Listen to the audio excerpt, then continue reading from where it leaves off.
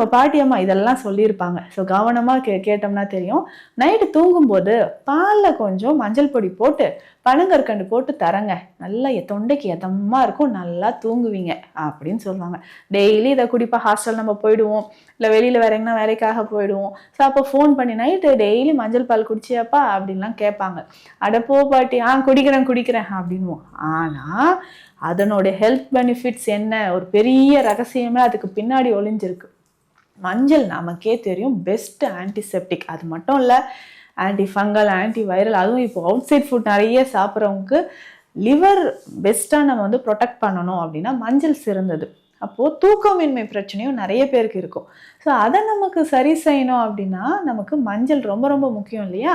So இரவு தூங்கும்பொழுது பாலில், நல்ல சூடான பாலில் கொஞ்சம் மஞ்சள் பொடி, பனங்கற்கண்டு சேர்த்து குடிச்சிக்கிட்டே வந்தோம்னா உடலுக்கு அவ்வளவு நன்மை தரக்கூடியது. பெண்களுக்கும் குழந்தைகளுக்கும் இந்த காலநிலை மாறுபாடு, ஸோ வின்டர் கிளைமேட்லாம் வருதுன்னா இரவு நேரத்தில் நம்ம இந்த மாதிரி ரெகுலராக குடிக்கும்பொழுது தொண்டைக்கு இதம் தரக்கூடியது, இம்யூனிட்டி அதை வந்து டெவலப் பண்ணக்கூடியது, உடல் ஆரோக்கியத்திற்கு ரொம்ப ரொம்ப நல்லது அப்படின்னு சொல்லலாம்.